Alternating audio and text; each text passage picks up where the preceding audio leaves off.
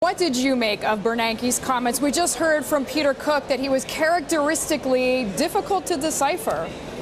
Right, so I would agree with Peter in that regard. So there was much less alarm in the chairman's comments than we had heard, say, from Vice Chair Janet Yellen and some other Fed speakers in recent weeks, or recent days even. So there were several points, either in the speech or in the back and forth with members of Congress, where he could have taken a more dovish tone, saying risk had risen, that the economy may slow, but he was very non-committal about his interpretation of recent events and what the Fed might do. And I think what that tells us is the incoming data is still going to matter, and it's likely to be a last-minute decision. But Michael, that's part of the game, right? Bernanke maybe strikes one tone. You just mentioned Yellen, and some of the other members strike another, and that leaves the market just having to figure it out for itself.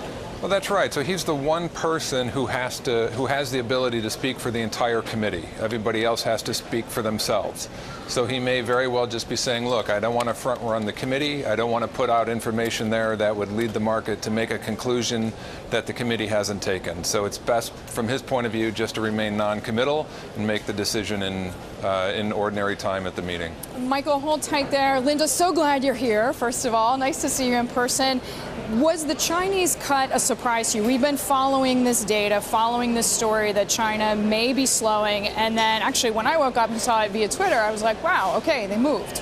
As for somebody who follows it all the time, what was your reaction? I think it's always surprising because they give you such little warning. But actually, CICC, which is China's state-controlled investment bank, they said a couple of days ago that a rate cut was in the cards this month. And so here we go. Now we have a rate cut. And I think the most striking thing about it isn't just that it started in a loosening cycle. It's the fact that actually they've widened the band around the lending rate. So in other words, banks can actually lend 20% below the new rate of 6.31% for a very tightly controlled credit market like China. So that's really signaling that, hey, banks, not to go crazy, but you're able to do more than what you were doing before. So it shifts the emphasis from worrying about banks to really worrying about the economy. Linda, you have a huge job. You're obviously based in London, so you're watching what happens in Asia. You're also watching what happens in Europe. Many people telling us here that the ECB hold is not going to last long. What are your sources telling you?